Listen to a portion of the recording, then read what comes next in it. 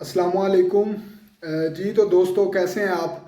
मैं हूं मोहम्मद तैयब रोमानिया से।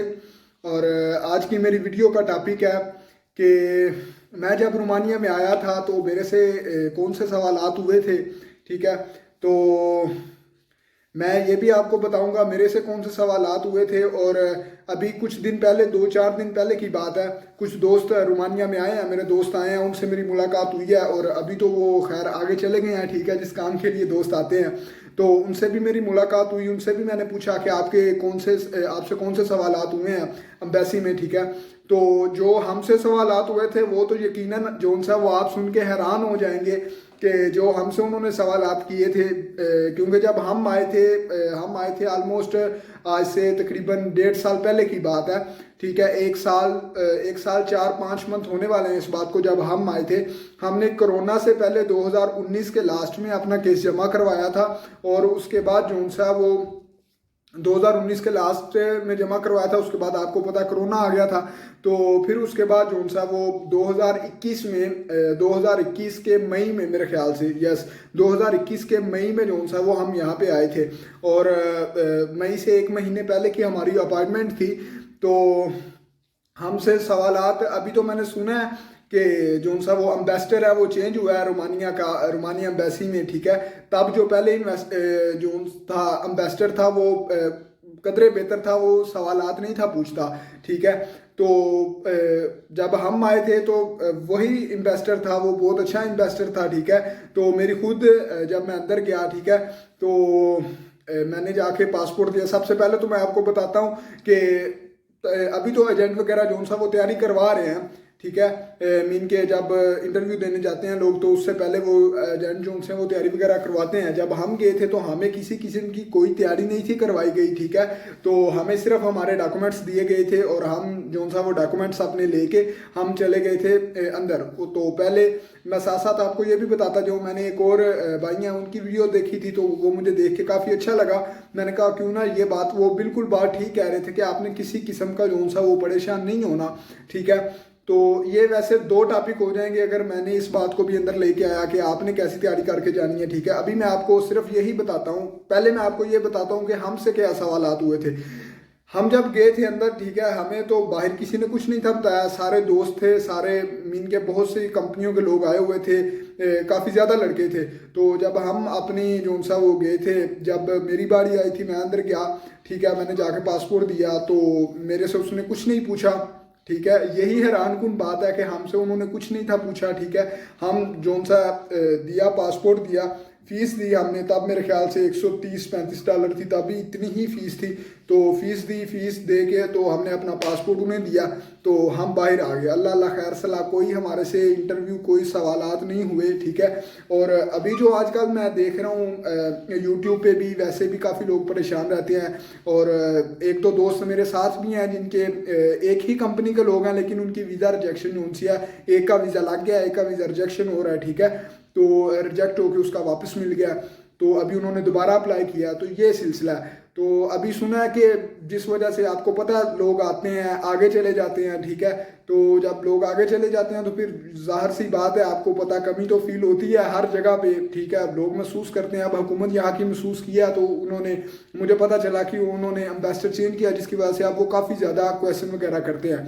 ठीक है, तो जो अभी आते हैं दूसरे मुद्दे की तरफ। जो आज से 2-3 दिन पहले दोस्त आए हैं, मैंने बस मिस हो गई, मेरे से वीडियो नहीं बनाई गई। ठीक है, अभी और दोस्त आ रहे हैं, मैं इंशाल्लाह उनकी भी जो सा वो कोशिश करूंगा कि मैं वीडियो बनाऊं उनकी भी।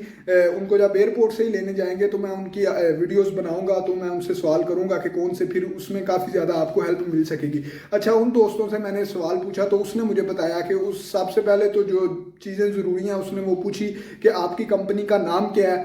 ठीक है, तो आपने वीज़ा कितने में लिया है? तो मैंने उससे पूछा कि आपने क्या बताया था। फिर उसने कहा जी हमने उसे बताया था, हमें एजेंट ने कहा था कि आपने बोलना कि आपने 1500 था कि शायद 2000 यूरो, हमने बोला कि इतने में हमें जो सा वो वीज़ा वर्क परमिट मिला।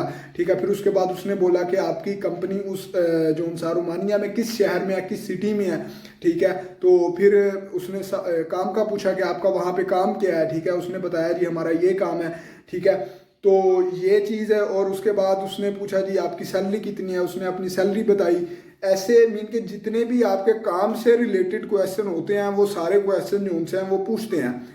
तो वो सारे क्वेश्चन उसने बोला जी ये 5-7 जोन से वो नॉर्मल क्वेश्चन है कि ये बेसिक नॉलेज आपको भी होना चाहिए। और वैसे वो इंग्लिश का पूछते हैं हम, ठीक है, तो इंग्लिश आपको आती है कि नहीं आती, तो इसमें घबराने वाली भी कोई बात नहीं है। नॉर्मल सी बंदा इतनी हर बंदा इंग्लिश बोल लेता है कि आपका क्या नाम है, ठीक है, तो बंदा ये बताए जी मेरा नाम ये है, ठीक है, तो बंदा आगे उससे बोल सकता है कि भाई मुझे इंग्लिश नहीं आती, ठीक है, जो वो पूछे फिर बंदा अपने से थोड़ी बहुत जो बंदे को आती है फिर अगला बंदा वो समझ जाता है कि यार इसे नहीं आती, ठीक है। तो एक और भाई की मैं कल बात सुन रहा था यूट्यूब पे, वही बात फिर दोबारा आ गई कि उस भाई ने काफ़ी अच्छी वो बात बोली कि आपने ना तो ज़्यादा जब आपने इंटरव्यू देने जाना है, ठीक है, ना तो आपने ज़्यादा वो बब्बू शब्बू बन के जाना है, ठीक है, ना पेंट कोट टाई वगैरह लगा के जाना है, और ना ही ज़्यादा आपने वो जो सा वो फ़कीरों वाला हाल बना के जाना है, ठीक है, आपने नॉर्मल ड्रेसिंग में जाना है, ठीक है, अगले बंदे को लगे कि भाई बंदा वाकई ही काम वाला है, ठीक है। तो अल्लाह की ज़ात पे आपने भरोसा करके आपने कॉन्फिडेंस अपने अंदर रखना है, कोई किसी किस्म की टेंशन नहीं लेनी, कोई भी वहाँ पे फायरिंग वगैरह नहीं होती, ऐसा कोई सिलसिला नहीं है, आपने तसल्ली के साथ जाना है। उनको वर्कर की ज़रूरत है, वो वीज़ा देते हैं, लेकिन यह है कि वो उसको देते हैं जिसकी शक्ल से उनको लगता है कि यार ये बंदे का पुत्र है, ठीक है। तो जब अगर आप वहाँ पे ओवर कॉन्फिडेंस भी हो जाएंगे, ठीक है, मीन के अगर आप ज़्यादा भी बोलेंगे तो फिर भी वो बेहतर नहीं है। आप नॉर्मल अगला पूछे उसको जितनी आपको इंग्लिश आती है उस हवाले से आप नॉर्मल बताएं, ठीक है। तो बाकी इस मेरी वीडियो का मकसद ये था कि मुझसे तो कोई सवाल नहीं था हुआ, ठीक है, उस दिनों में जब हम आ रहे थे तो कोई सवाल नहीं था हुआ, ठीक है। उसके बाद जो सा वो अभी ये दोस्त आए हैं उनसे उन्होंने ये 5-7 क्वेश्चन कॉमन क्वेश्चन किए थे। तो अभी आपको एजेंट वगैरह भी जो देते हैं उनमें से कॉमन क्वेश्चन यही होते हैं कि आपको नॉलेज होनी चाहिए। वो आपसे ये भी पूछते हैं आपके रिश्तेदार तो कोई वहाँ पे नहीं है, आपका क्या प्लान होगा, बाद में आप अपनी फैमिली लेके जाएंगे, ठीक है, तो आपने रोमानिया ही क्यों सेलेक्ट किया है वहाँ जाने के लिए, ठीक है। तो ये सारी चीज़ें हैं। तो अभी इसमें मुझे और भी बहुत सी बातें याद आ रही हैं, ठीक है। हमें जब हम रोमानिया में आ गए थे तो तकरीबन 4-5 मंथ काम करने के बाद हमें एक दफ़ा ले जाया गया था यहाँ से, ठीक है। तो ये सारे क्वेश्चन अलहदा एक रूम में जाके एम्बेसी में रोमानिया यहाँ पे जो सी एम्बेसी है, ठीक है, तो ये सारे पूछे गए थे। तो वो एक अलहदा टॉपिक है, ठीक है। और हम पाकिस्तान से किस एजेंट के थ्रू आए थे, कितने पैसे दे के आए थे, ये एक अलहदा टॉपिक है, ठीक है। मैं इंशाल्लाह इन सब टॉपिक्स के ऊपर जो सा वो आहिस्ता आहिस्ता सारी वीडियोस अपलोड करूँगा, ठीक है। तो आपकी मोहब्बत होगी, आपका प्यार होगा अगर आप पसंद करते हैं, अगर आप रोमानिया आना चाहते हैं, ठीक है। और जो आपके क्वेश्चन वगैरह हैं, ठीक है, तो वो आपसे हम लाजमी कमेंट्स में आप लाजमी पूछें, तो मेरी पूरी कोशिश होगी कि वो मैं जो सा आपके सवालों के जवाब आपको दूं, ठीक है। तो बाकी आप आएँ, परदेस आएँ, ठीक है। वतन से अच्छा परदेस तो नहीं है, ठीक है, लेकिन ये है कि वतन से अच्छी कमाई है यहाँ पे। तो ये तो फिर ज़ाहिर है अगर आपने पेट पालना है तो अपनी फैमिली के ख्वाब पूरे करने हैं, अपनी फैमिली की ज़रूरियात पूरी करनी है। ख्वाब तो हर बंदे के अपने होते हैं, ठीक है, तो अगर वो आपने पूरे करने हैं तो उनके लिए हमें आना पड़ता है। तो आप आएँ सर, बेफिक्र हो के आएँ यहाँ। फिर मिलते हैं एक और वीडियोस के अंदर एक नए टॉपिक के अंदर, ठीक है।